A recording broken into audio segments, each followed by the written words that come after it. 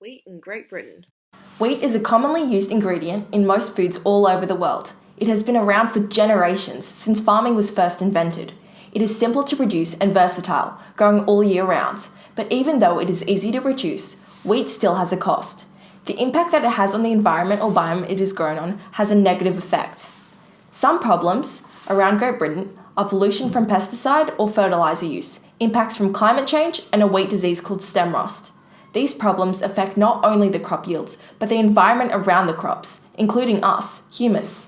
Pesticides and fertilizers are known to leak into the ground and contaminate water sources. Where fertilizers cause problems such as algae blooms, pesticides can cause sickness to animals and humans. Stem rust affects the wheat itself, creating rust-colored spots over the wheat plant and ruining crops in days. And finally, climate change affects not just the crops but the world. Solutions to these problems are mostly simple. For pesticides, planting something as easy as tussock grass can fix the problem. Tussock grass is a natural pesticide in its own way. It creates a habitat for insects and animals that would otherwise not be able to get into the field as it is too far from their homes. This then solves the problems of pests destroying the crops, as the creatures living in the grass now have free food. Another solution for pesticides is companion planting or polycultural. This means to plant another sort of plant next to the crop, and depending on what type of plant it is, it can naturally repel different types of pests. For fertilizer, non-nitrogen based fertilizers can help to impact the environment for better. Liming would be a good replacement, as it is eco-friendly and will enhance the nutrients and reduce soil acidity. Another would be biosolids. Biosolids are sustainable, effective, and don't wash away with rain, in turn not creating problems in the water systems. They are made from organic matter recycled from sewage systems and can be used as substitutes for fertilizers. As they are natural and sustainable, they do not cause any harm to the environment or waterways.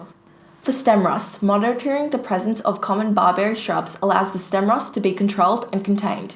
The common barberry shrub is a host for stem rust, often allowing the disease to mutate into new strains and variations, as well as spreading the disease.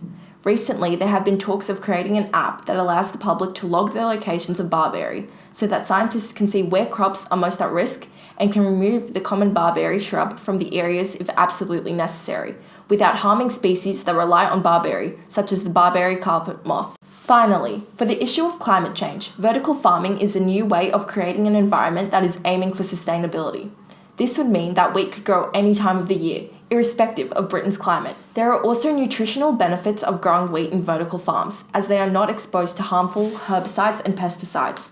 The main cost involved is the light supply, and this is what is making vertical farming unsustainable. By implementing sustainable power sources such as solar panel and wind turbines, this cost could be reduced, and in turn would have a much lesser impact on the environment.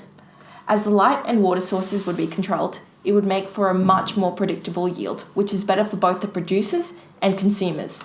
Though the cost involved means it isn't sustainable yet, it is an idea for the future, saving land and creating a way to combat climate change. It involves developing and improving cities to help keep urbanization to a minimum, while helping nature absorb the greenhouse gases. Urbanizing key areas, such as cities, is also a possible solution to reducing the amount of deforestation and urbanization occurring in the grassland biome. By ensuring that there are smart alternatives within cities for living and transport, this can reduce the impact that the inevitable consequences of population growth are having on the environment. All these solutions can help to build stepping stones to a more sustainable and eco-friendly way of farming. Taking up these ideas can lead to a better future and lessen the cost of our food around the world.